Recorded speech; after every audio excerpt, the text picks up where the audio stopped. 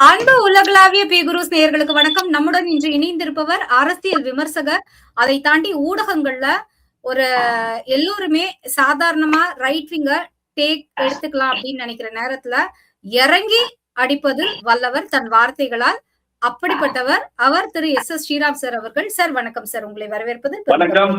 ரொம்ப நாளாச்சு. உங்களுக்கும் நேயர்களுக்கும் வணக்கம் சார். Yes sir. சார் எப்படி சார் பாக்குறீங்க எக்ஸிட் போல் ரிசல்ட்டையும் அதை தொடர்ந்து அஇஅதிமுகவின் தலைவர் பொதுச் செயலாளர் திரு எடப்பாடி பழனிசாமி அவர்கள் கொடுத்த அறிக்கையும் நீங்க எப்படி சார் பாக்குறீங்க?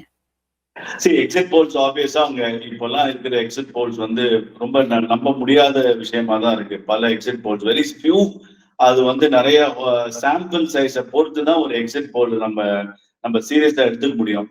இந்த வெறும் 40,000 50,000 பேரை வச்சுன்னு சாம்பிள் சைஸ் சொல்ற எக்ஸிட் போல்ஸ் எல்லாம் நிச்சயமா நம்ப முடியாது.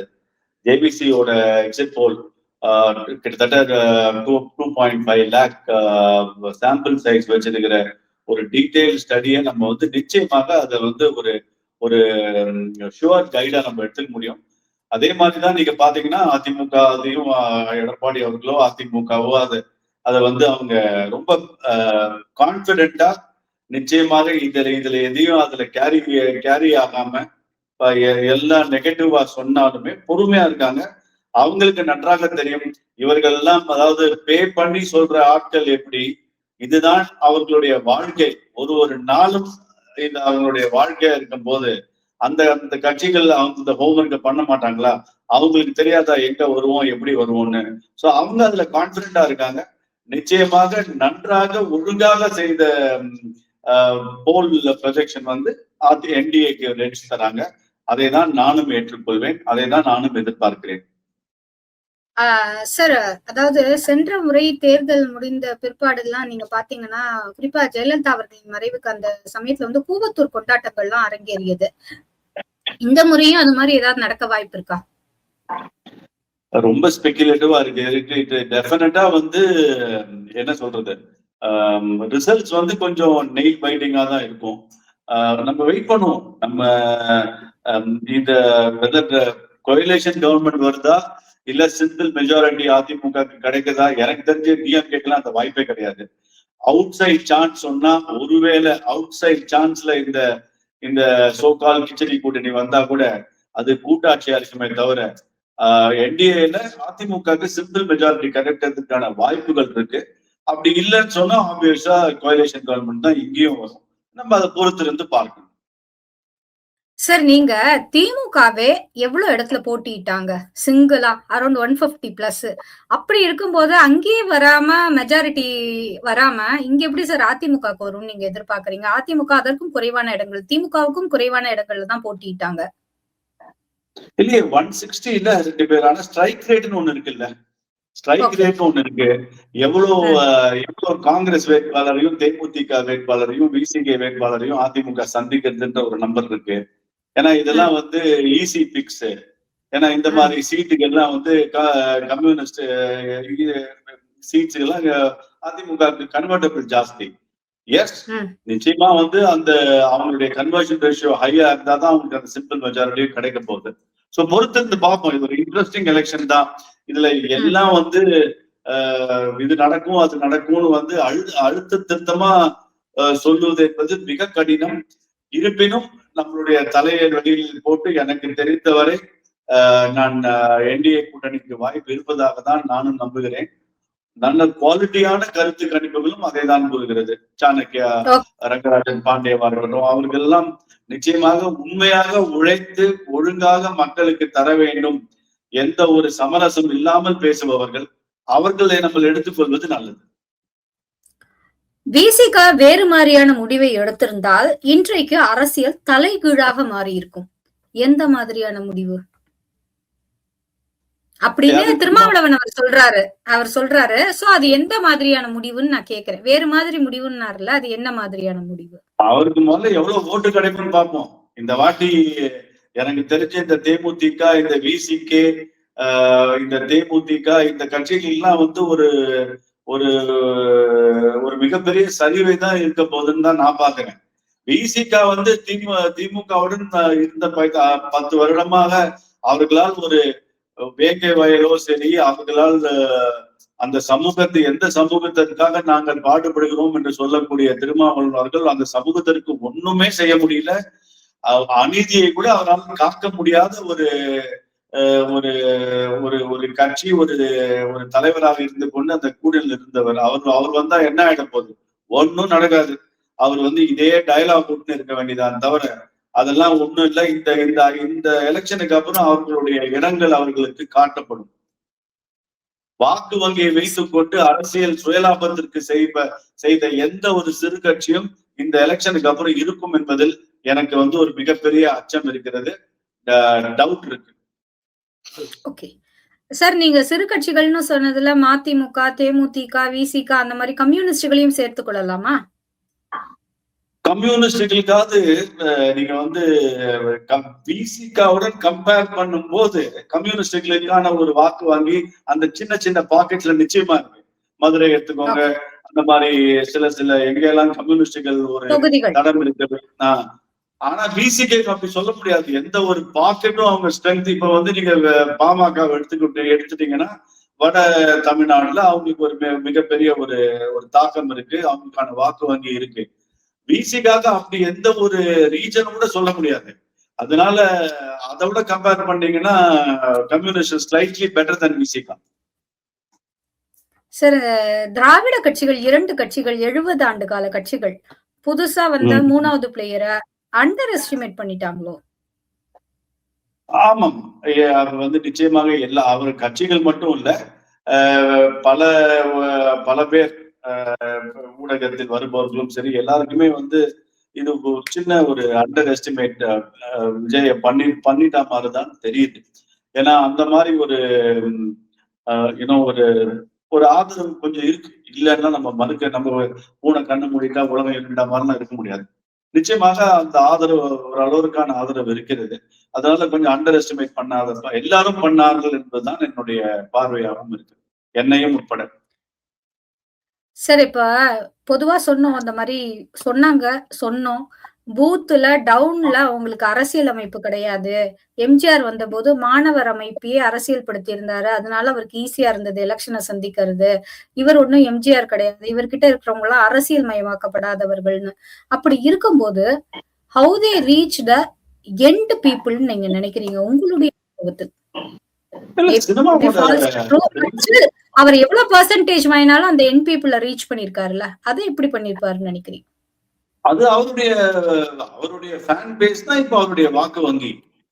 விஜயகாந்தும் சரி, திரு கமலஹாசனும் சரி, அவர்களுக்கான ஃபேன் பேஸ் இருந்தாலும் அந்த ஃபேன் பேஸ் எல்லாம் தங்களுடைய அரசியல் நிலைப்பாடை வேறாக யோசித்தவர்கள். ஆனா விஜயோட ஃபேன் பேஸ் என்பது விஜய்க்காக மட்டும்தான், விஜய்க்கு தான் அந்த வாக்கு என்ற மாதிரி ஒரு கூட்டம். அதேதான் திரு அஜித் அவர்களுக்கும் இருக்கும். இவர்கள் எல்லாம் வந்தா நிச்சயமாக, ஐ மீன் ஒரு எக்ஸாம்பிளுக்கு சொல்றேன். சோ விஜயகாந்தன் கமலஹாசனுக்கு பார்ட்டி வைஸ் இல்ல பார்ட்டி கட்சிகளை தாண்டி அவர்களுக்கு ரசிகர்கள் என்று இருந்தார்கள். ஆனால் ஓட்டு என்று வந்த போது அவர்களுக்கு போடவில்லை. ஆனா இப்படி நம்ம இங்க சொல்லிட முடியாது. நிச்சயமாக விஜயின் ரசிகர்கள் அந்த ரசிகர் கூட்டம் அது வாக்காக மாறுகிறது. அப்படிதான் நான் இதை பார்க்கிறேன். தாவேகா தவிர்க்க முடியாத சக்தியாக மாறி இருக்கும் அப்படின்னு வைகோ கணிக்கிறாரு. இதை நீங்க எப்படி பாக்குறீங்க? அவரு ஸ்டாலின் தான் பார்க்கணும் இந்த வார்த்தை எல்லாம் எப்படி இன்னைக்கு கூட்டணி கட்சிகள் கம்யூனிஸ்டுகளா இருக்கட்டும், காங்கிரஸாக இருக்கட்டும், விசிகாவா இருக்கட்டும், நாங்கள் எல்லாம் 10 வருடமான கூட்டணி, நாங்கள் தான் ஒற்றுமையின் இலக்கணம் எல்லாம் சொன்னவங்களுக்கு இன்னைக்கு திரு ஸ்டாலின் அவர்களுக்கு எந்த கூட்டணி எப்படி இருக்கு, எப்படி எல்லாம் பேசுகிறார்கள் என்பதை அவர்கள் தான் பார்க்கணும். நிச்சயமாக சந்தர்ப்பவாதமாக தான் நான் இதை பார்ப்பேன். இன்னும் ஓட்டு எண்ணி முடிப்பதற்கு முன்பாகவே இந்த மாதிரி கூட்டணிக்குள் விமர்சனம் வருவது என்று சொல்வது நிச்சயமாக அந்த கூட்டணி உடைவதற்கான சாத்தியம் நன்றாக தெரிகிறது. அது ரிசல்ட் வந்தாலும் அவர்களுக்கு நிச்சயமாக அந்த ரிசல்ட் திமுகவுக்கு சாதகமாக இருக்க போவதில்லை என்பதுதான் சமிக்கையாக நான் பார்க்கிறேன். நயினார் நாகேந்திரன் அவர்களுக்கு இது இறுதி தேர்தலாக இருக்கும் அப்படின்னு தாவேகாவில இருந்து செங்கோட்டையன் பரபரப்பா ஒரு பிரஸ் மீட் கொடுத்திருக்காரு. இது பற்றி உங்களுடைய பார்வை சார்? அது அவருக்காக இருக்கும். அவருக்கு வேணால் அது இறுதி இறுதி தேர்தலாக இருக்குமே தவிர not for mister Nainar Nagendran. அவருடைய அந்த எதிர்பார்ப்பார்கள் கடைசியில் அந்த எதிர்பார்ப்பு அவருக்காகவே முடியும் என்பதுதான் என்னுடைய கருத்தாக இருக்கு. வெளியானது கருத்து கணிப்புன்னு நினைக்கிறீங்களா இல்ல கருத்து திணிப்புன்னு நினைக்கிறீங்களா? எப்போ வெளிவந்ததுல பெரும்பாலான கருத்துக்கள் கருத்து திணிப்பு. மிக மிக ஒரு 2 3 கருத்துக்கள் தான் அவர்களால் முயன்று எதை உண்மையாக சொல்ல முடியுமோ அதை அந்த ஹோம்ஒர்க்கை பண்ணி அவங்க சொல்லியிருக்காங்க. அதுவுமே மாறக்கூடும். அதுவுமே நம்பர்ஸ் இதுதான் கேரண்டின்னு சொல்ல முடியாது. அதனால பெரும்பாலான கருத்து கணிப்புகள் என்று வந்தவை எல்லாம் திணிப்புகள். 1 2 3 தான் உண்மையான ஒரு எஃபர்ட்டாக அதை நான் பார்ப்பேன் சுபா. சார், நீங்க சென்னை பேசிக்கா சொல்லுங்க, இந்த வாட்டி சென்னை கோட்டை யாருக்கு போகுது? சென்னையில் திமுகவுக்கு விழுந்தது ஒரு மிகப்பெரிய ஓட்டை, அதுல மாற்று கருத்தே இல்லை.